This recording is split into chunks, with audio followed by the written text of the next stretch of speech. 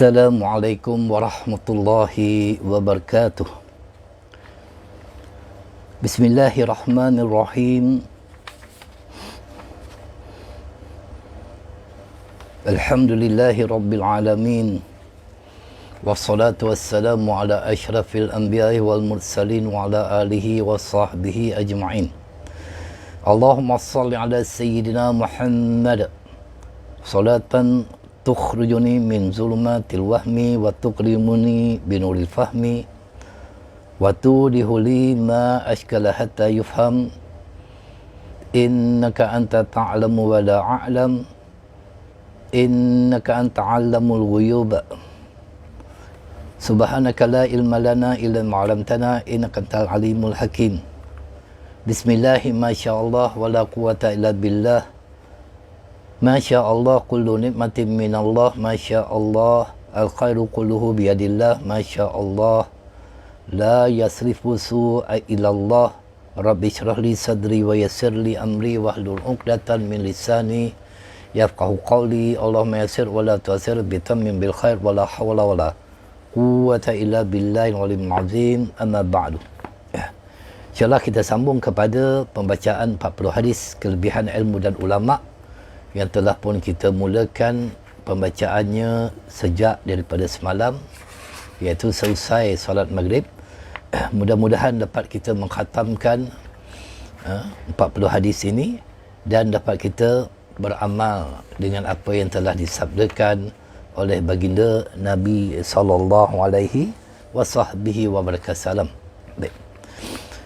Hadis yang ke-12 iaitu kelebihan orang yang mempelajari Al-Quran. An Ali karamallahu wajhah qala, daripada Sayyidina Ali bin Abi Talib karamallahu wajhah berkata.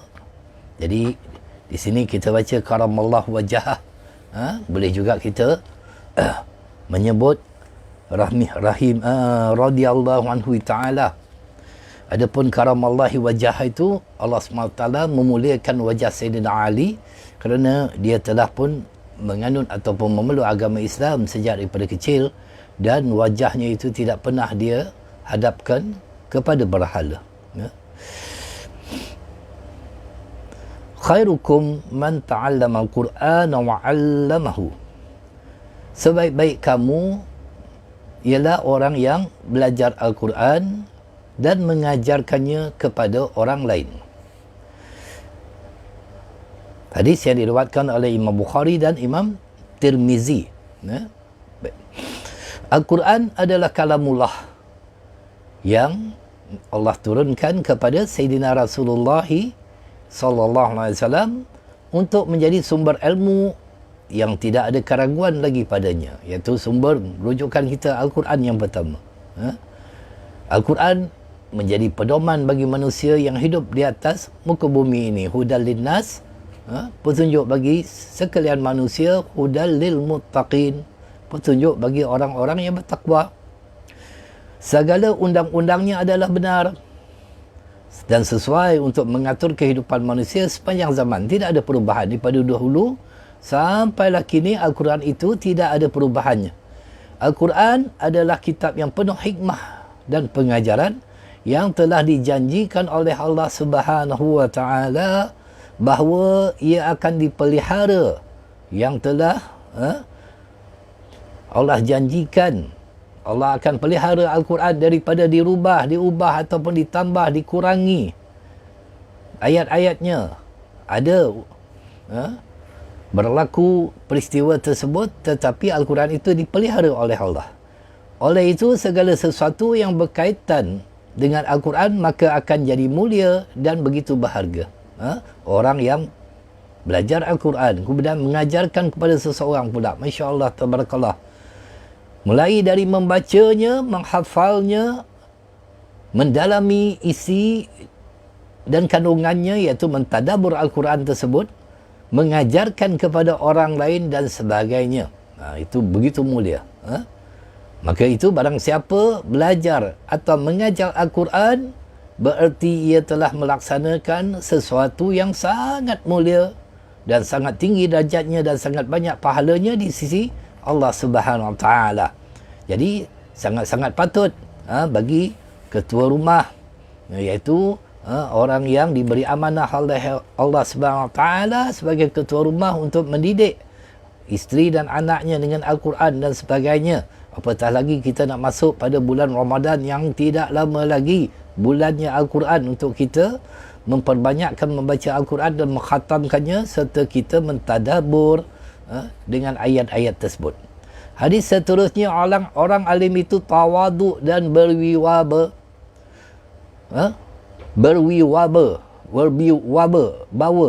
Berwibawa. Salah tu. Wibawa kan? Tersasul. An Abi Hurairah radhiyallahu anhu qala, daripada Abu Hurairah radhiyallahu taala berkata, qala Rasulullah sallallahu alaihi wasallam, di mana Rasulullah sallallahu alaihi wasallam berkasalam bersabda, ta'allamul ilmi wa ta'allamu bil ilmi sakinah wal waqar wa tawada'u liman ta'allamuna minhu. Tuntutlah ilmu dengan bersungguh-sungguh. Belajar betul-betul, bersungguh-sungguh, bukan sambil level. Nak belajar ilmu ni. Dan tuntutlah bersama ilmu itu akan ketenteraman dan kewibawaan. Dan hendaklah kamu bersikap tawaduk bagi guru yang kamu belajar daripadanya, itu merendah diri dengan guru itu. Sebab adab-adab seorang penuntut ilmu itu dengan guru sangat-sangat ditekankan. Sebelum kita mempelajari ilmu, hendaklah kita belajar adab dahulu. Bagaimana untuk kita mentazimkan diri kita kepada guru, bukan mencari kelemahan ataupun keaiban pada guru tersebut. Sebelum pergi belajar, berdoa kepada Allah Subhanahu Wa Taala agar Allah tutup segala aib yang ada pada guru kita dan merendah diri. Itu yang diamalkan oleh para ulama salih terdahulu, dan diajar juga oleh masyayikh kami bagaimana kita itu untuk merendahkan diri, untuk kita mentazimkan diri kita kepada para ulama, para guru-guru kita. Kerana orang alim itu bukan hanya menyimpan segudang ilmu di dalam dadanya, tetapi juga di segi lahiriah dapat diketahui bahawa ia adalah seorang yang alim. Boleh dilihat seorang alim itu dengan perwatakannya dalam melakukan ibadat, dalam diamnya, dalam pertuturannya. Bagaimana yang dikatakan orang alim, Masya Allah, Tabarakallah, sebagaimana dalam sebuah hadis dalam Sunan Ad-Darimi disebutkan tentang orang alim, iaitu fa'innamal alimi man amila bima alima. Sesungguhnya orang alim itu adalah orang yang beramal dengan apa yang dia ketahui. Itu yang dikatakan alim. Sebagaimana Fudail bin Iyad rahimahullah ta'ala berkata,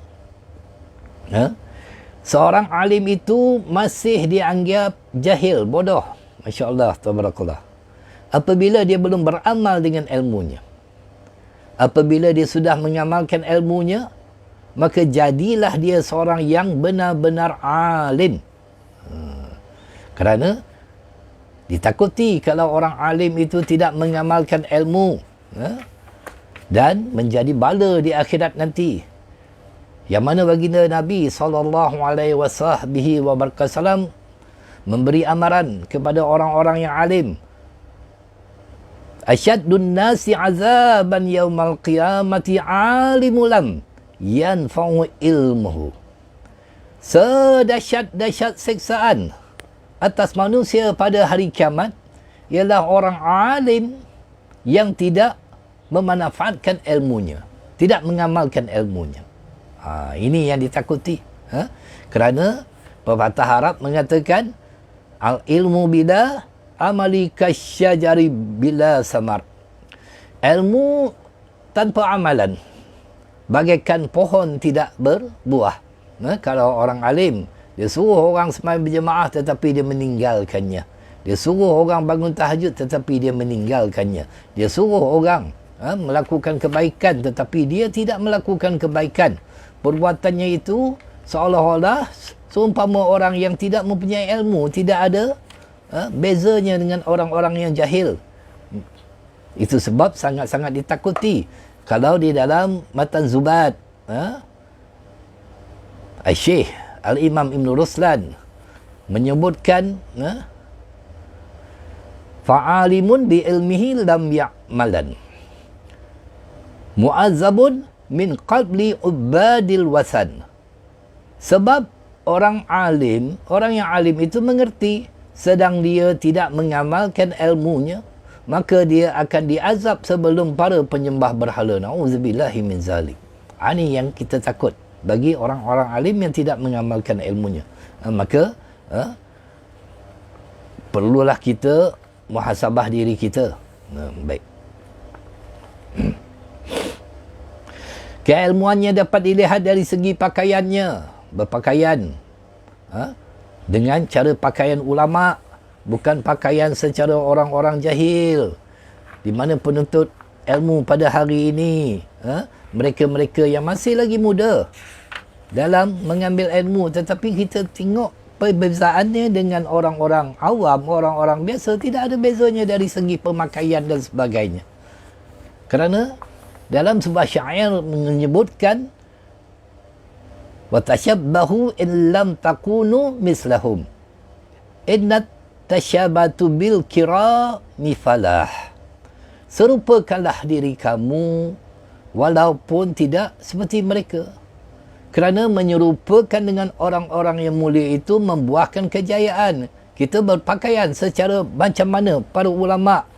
Ulama memakai serban pada hari Jumaat. Memakai serba putih pada hari Jumaat. Itu sunat. Sangat-sangat dituntut. Jangan orang-orang alim tidak mengerti tentang perkara itu. Mempelajari ilmu dan mengamalkannya. Makan dan minum dijaga dengan makan, minum, tangan kanan. Cara masuk tandasnya semua diamalkan. Tapi kalau orang alim itu tidak mengamalkan, itu sia-sia. Sangat-sangat sia-sia. Memakai serban ini merupakan satu sunnah baginda Nabi SAW, apatah lagi pada hari Jumaat yang memakai serba putih dan serban putih. Innallaha wa malaikatahu yusallu ala ashabil amaima yaumal Jum'ah. Sesungguhnya Allah Subhanahu wa taala dan para malaikat berselawat ke atas orang yang memakai serban putih pada hari Jumaat. Masya-Allah, tabarakallah. Dan salatun bi amamatin afdalu min khamsin wa asyariyan bi ghairi amamah. Solat dengan memakai serban adalah lebih afdal daripada 25 dengan tiada memakai serban.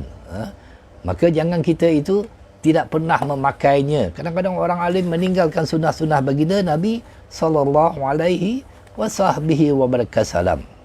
Baik. Akhlaknya dalam pergaulan, dalam percakapan, tidak tanduknya percakapannya, pergaulannya dan lain-lain. Orang alim dia tak banyak bercakap, tuan-tuan. Perkara yang lara, perkara yang sia-sia, perkara-perkara yang tidak mendatangkan manfaat.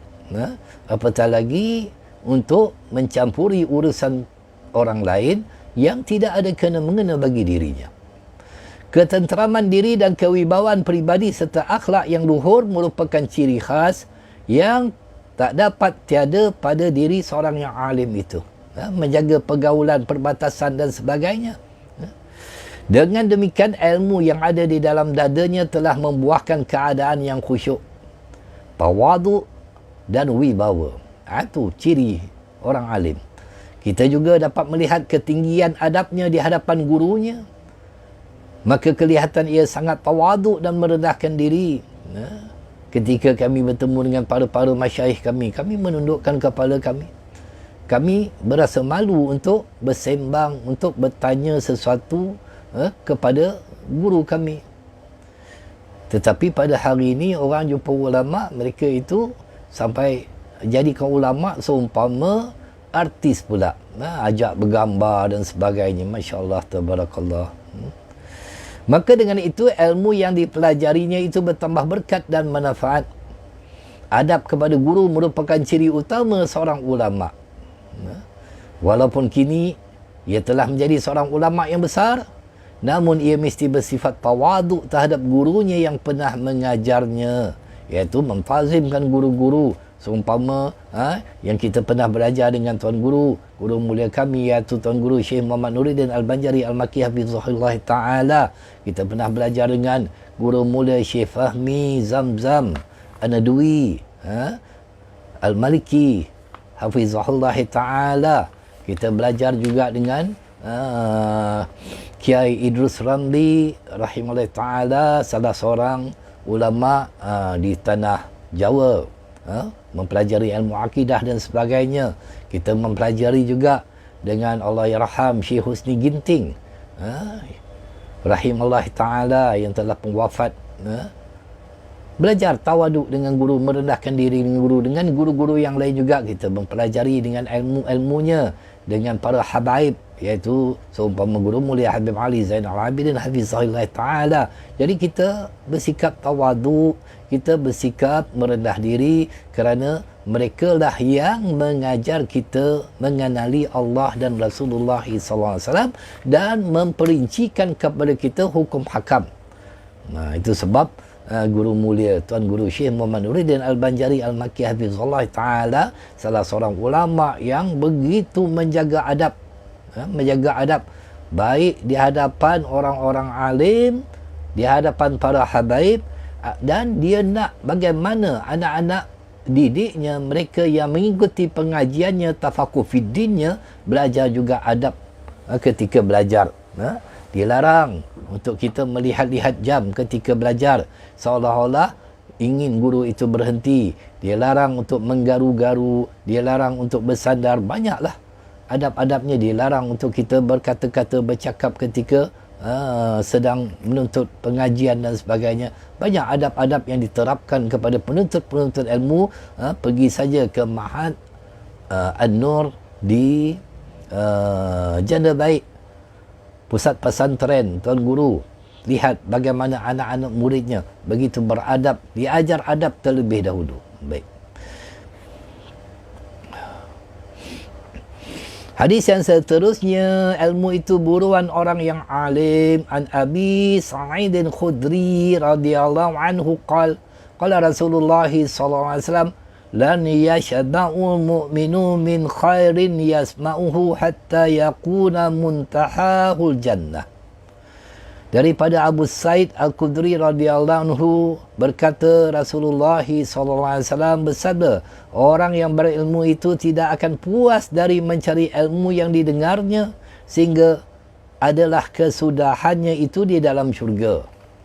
Walaupun orang itu masih lagi berilmu. Saya teringat lagi seumpama Syekh Husni Ginting, Allahyarham almarhum Syekh Husni Ginting rahimahullah ta'ala, walaupun dia seorang ahli hadis, tapi tetap juga pergi belajar dengan ulama-ulama yang lain. Ini tawaduknya para ulama mempelajari ilmu dan sebagainya.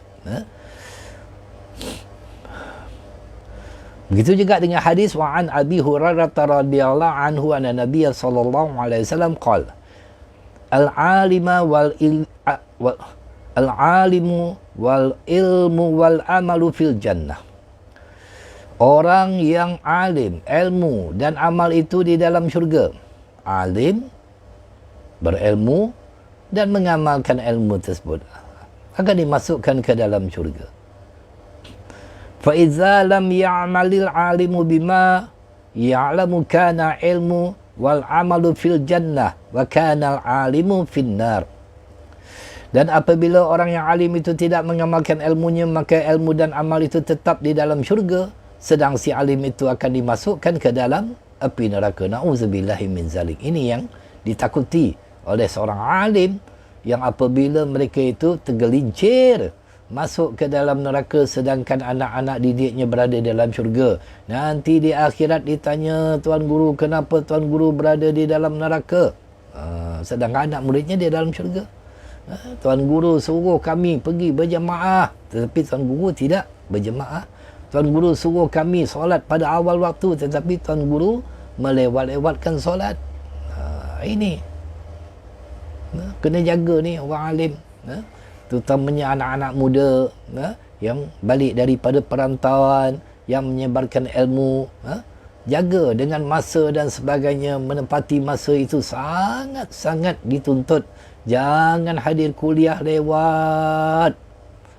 Sehingga kan AJK pun tunggu mana ni. Tak sampai-sampai lagi. Ini sangat bahaya kalau begitu. Orang yang alim itu tidak akan puas daripada mencari ilmu. Saban hari ilmunya semakin bertambah. Dia tidak merasa cukup dengan segudang ilmu yang telah ada di dalam dadanya. Kelihatannya ia belum puas dengan ilmu yang telah dimilikinya. Oleh kerana itu, ia senantiasa berusaha menambah ilmunya dengan banyak membaca. Mentalaah kitab-kitab yang ada.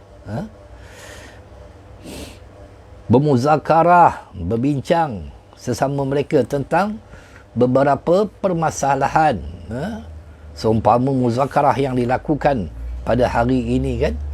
Banyak muzakarah yang dilakukan pada hari ini tentang SOP, solat yang dijarakkan dan sebagainya, tentang pengambilan vaksin dan sebagainya. Itu satu muzakarah yang begitu baik untuk berbincang, untuk kita mencari titik pertemuan dan sebagainya.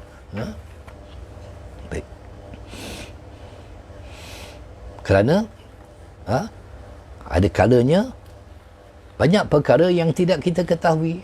Tetapi apabila kita muzakarah, kita berbincang, kita duduk dengan orang-orang yang alim, kita akan bertambah ilmu kita dan kita mendapat kebaikan di sisi Allah Subhanahu wa taala. Baginda Nabi SAW menyebutkan, kalaulah satu hari itu tidak bertambah ilmu aku, idza anta ala yaum la azdadu fihi ilman yuqarribuni ila Allah azza wa jalla fala burika li fi tulu'i syamsi dzalikal yaum. Apabila aku didatangi oleh satu hari dan tidak bertambah ilmuku pada hari itu yang dapat mendekatkan diriku kepada Allah Subhanahu wa taala, maka tidak ada keberkatan untukku pada hari itu. Allah.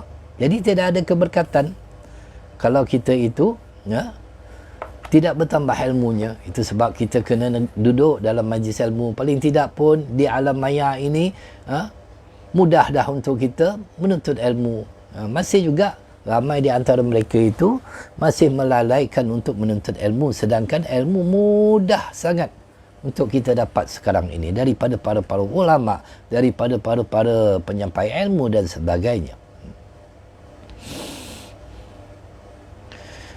Duduk bersila di hadapan guru dan sebagainya. Biasanya kami kalau depan guru kami duduk dalam keadaan duduk, iaitu duduk dalam keadaan bersimpuh. Maksudnya macam duduk tahiyat awal. Macam tu. Semakin dalam ilmu yang dimilikinya, semakin haus ia kepada tambahan ilmu. Itulah keadaan orang alim yang sebenarnya sama sekali ia tidak pernah merasa malu dari menambah ilmu.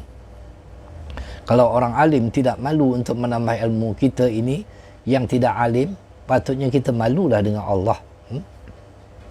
Namun orang yang jahil sering merasa dirinya telah alim. Ini sebalik pula. Dia kata dah tahu dah. Dah tahu dah ini. Dah dengar dah ni. Bila tanya tak tahu. Ni masalah. Ia tidak mahu pergi belajar. Tu. Jangan tak pergi belajar. Jawab kita depan Allah besok berat. Macam mana kita nak didik anak dan isteri kita kalau kita tak belajar? Semua itu amanah kepada Allah. Ia merasakan bahawa dirinya telah hebat dan ilmunya sudah mantap. Ia adalah tanda-tanda orang yang sombong dan takbur. Tu.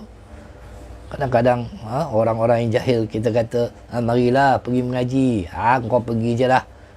Asyik itu aja ustaz tu ajar.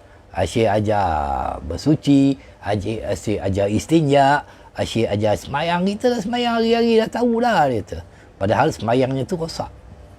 Semayangnya itu tidak bertetapan dengan apa yang disabdakan oleh Rasulullah sallallahu alaihi wasallam, sallu kama ra'aitumuni usolli. Bersolatlah kamu sebagaimana kamu melihat aku bersolat. Kita boleh tengok keadaan orang-orang jahil ketika mendirikan solat, masya-Allah tabarakallah. Ha? Duduk tawaruknya tak betul, duduk iftirashnya tak betul, takbirnya juga tak betul. Banyak perkara-perkara yang salah dalam dia melakukannya. Tapi susahlah akhir zaman ini untuk kita menegur dan sebagainya. Apatah lagi seseorang yang sudah lama melakukan ibadat, tetapi ibadatnya itu dia tidak tahu bahawa ibadatnya itu sebenarnya dalam kerosakan dan sebagainya. Saya pernah dulu tegur salah seorang yang tidak betul bacaan suratul Fatihahnya. Tetapi akhirnya dia mengaku. Bila dia belajar, dia malu nak belajar dengan kita, dia pergi belajar dengan orang lain. Bila dia belajar, baru dia tahu banyak kesalahan dalam membaca suratul Fatihah. Yang sepatut ditasydid, tidak ditasydidkan. Yang sepatut ditebal, tidak ditebalkan. Yang dinipiskan, tidak dinipiskan. Banyak berlaku kerosakan. Itu rukun tu di dalam Fatihah, yang boleh kadang-kadang merubah makna di dalam bacaan tersebut, yang menyebabkan rosaklah sembahyangnya itu. Kemudian ilmu itu mesti diiringi dengan amal. Mesti diiringi dengan amal.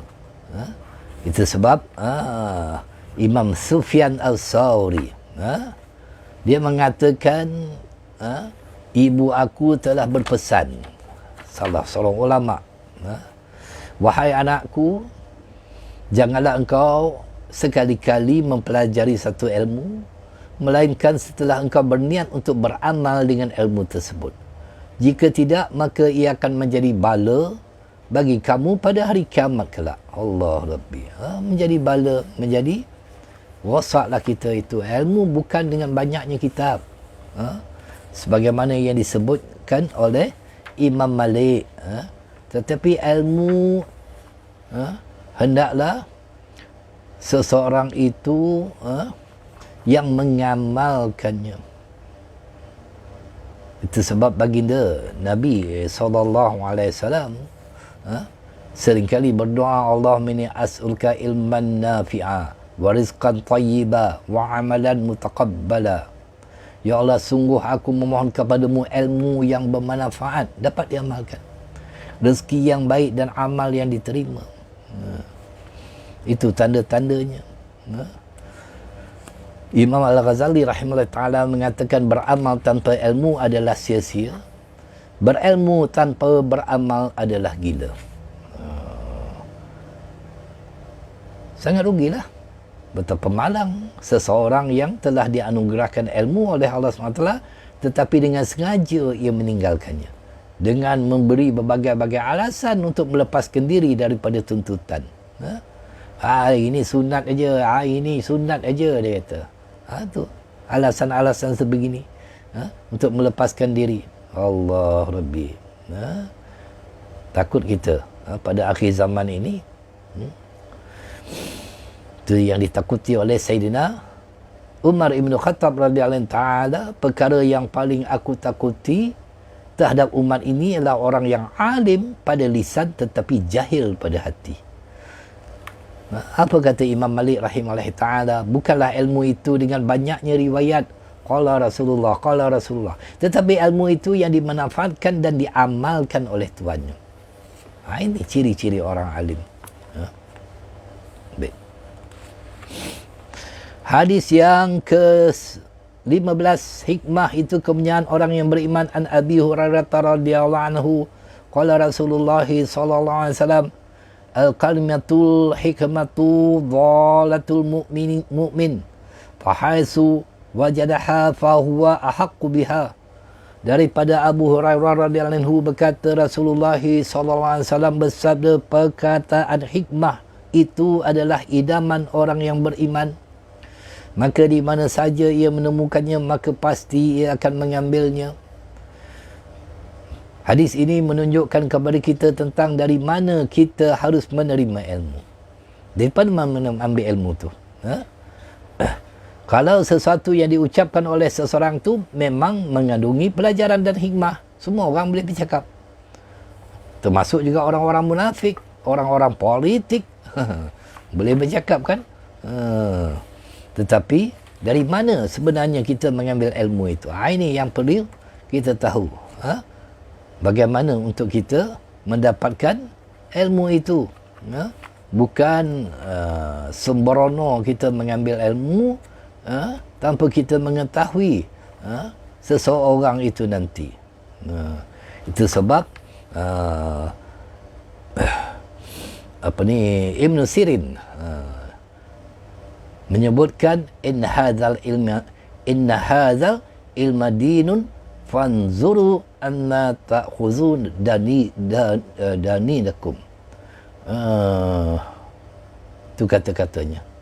Kata-kata Ibn Sirin di dalam Muqaddimah Sahih Muslim. Inna hadza ilmu dinun fanzuru anna ta'khuzu nadinakum. Sesungguhnya ilmu itu adalah agama, maka perhatikanlah daripada siapa kamu mengambil agama kamu. Nak kena betul-betul lah. Sebab pada hari ini ramai yang mengajar akidah yang batil, yang mengajar kita jangan berzikir dengan menghukum seseorang itu ini bid'ah dan sebagainya. Jaga-jaga tuan-tuan dan puan.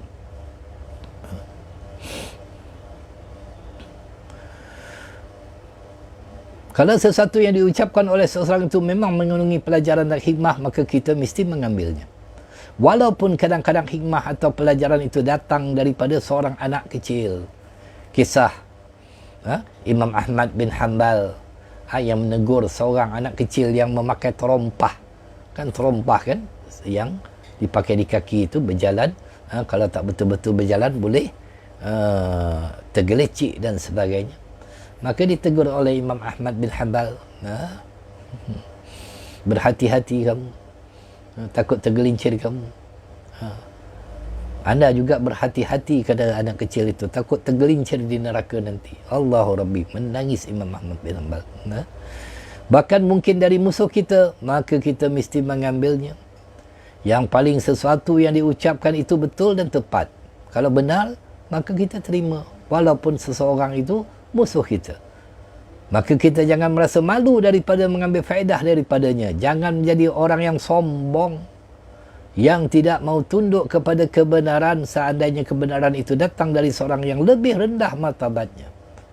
Jadi sifat sombong itu akan merugikan seseorang, dan sifat tawadu itu akan banyak memberikan keuntungan pada seseorang. Walaupun seorang itu budak lagi, tetapi dia memberikan kata hikmah, maka dengan itu kita mengambilnya. Hadis yang ke-16, yang terakhir mungkin. An Abdillah ibn Amr bin Khas radhiyallahu anhu qala Rasulullah sallallahu alaihi wasallam al-ilmu salasatun wa ma siwa zilka fadlun ayatun muhkamatun aw sunnatun qaimatun aw faridatun adilatun. Daripada Abdullah bin Amr bin Ash radhiyallahu anhu berkata, telah bersabda Rasulullah sallallahu alaihi wasallam, hakikat ilmu itu 3 perkara. Maka yang lain daripadanya adalah sesuatu yang tidak ada faedahnya. Pertama, ayat yang jelas. Kedua, sunnah Nabi sallallahu alaihi wasallam yang ditegakkan, diamalkan. Kerana inilah 2 yang ditinggalkan oleh baginda Nabi sallallahu alaihi wasallam, taraktu fikum amrayni lan tadillu matamassakatum bihima kitaballahi wa sunnata rasulih. Aku tinggalkan kepadamu umat Islam 2 pusaka abadi, apabila kamu berpegang kepadanya nescaya kamu tidak akan sesat, iaitu kitabullah Al-Quran dan juga sunnah baginda Nabi SAW. Ketiga, kewajipan yang adil. Di dalam kitab asal ada dibuat keterangan, iaitu yang dimaksudkan dengan al-ayatul muhkamatu hiyallati lastibah hafiha wala ikhtilafu wa ma laysa bimansukh wa sunnatul qaimatul hiyadaimatul mustamirratul latil amalu biha muttasilun wala yudrak.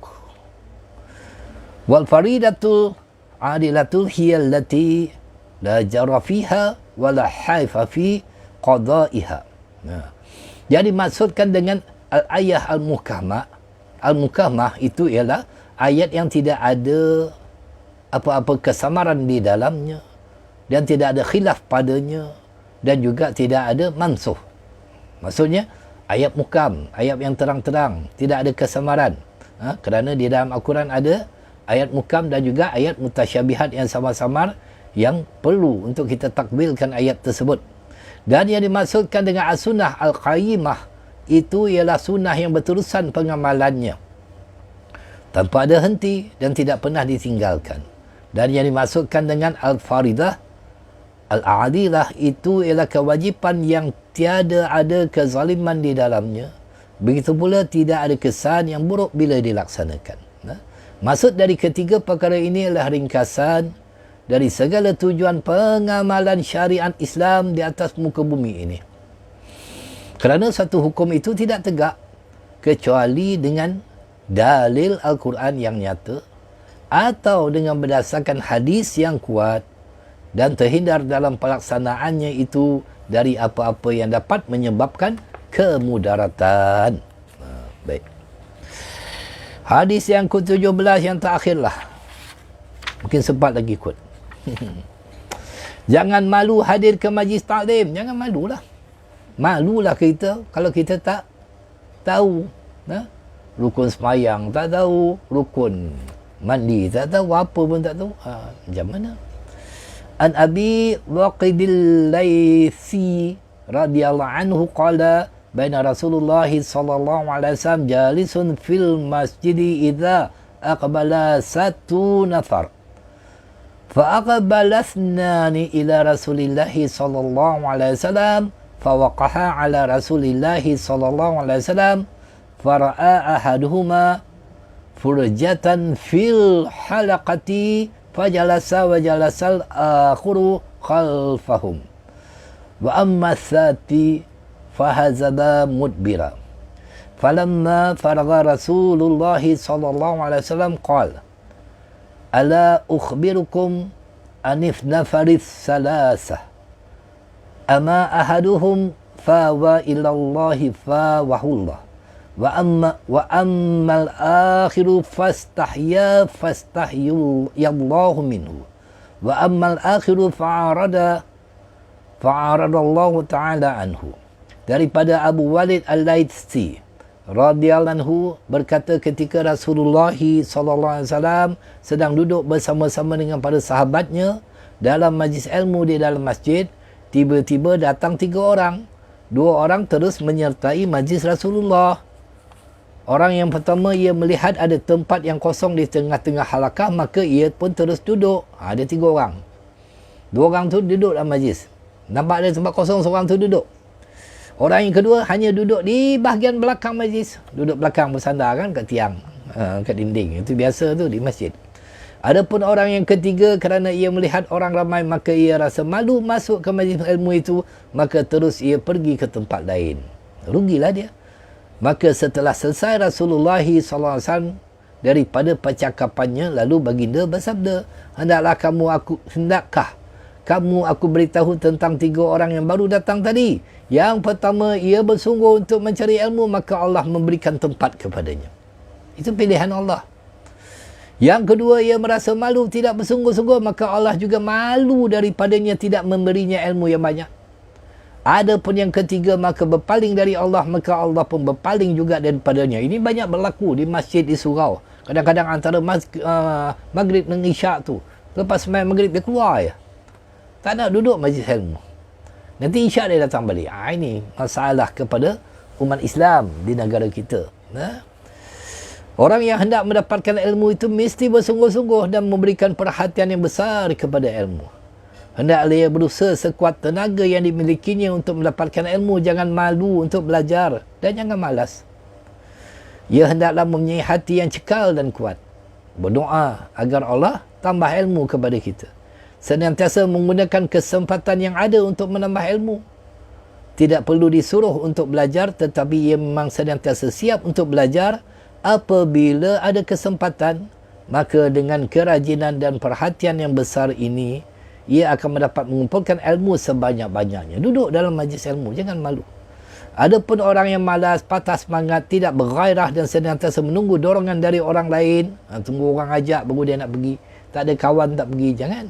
Maka orang yang seperti ini jarang sekali dapat berjaya dalam usahanya mencari ilmu, rugilah dia.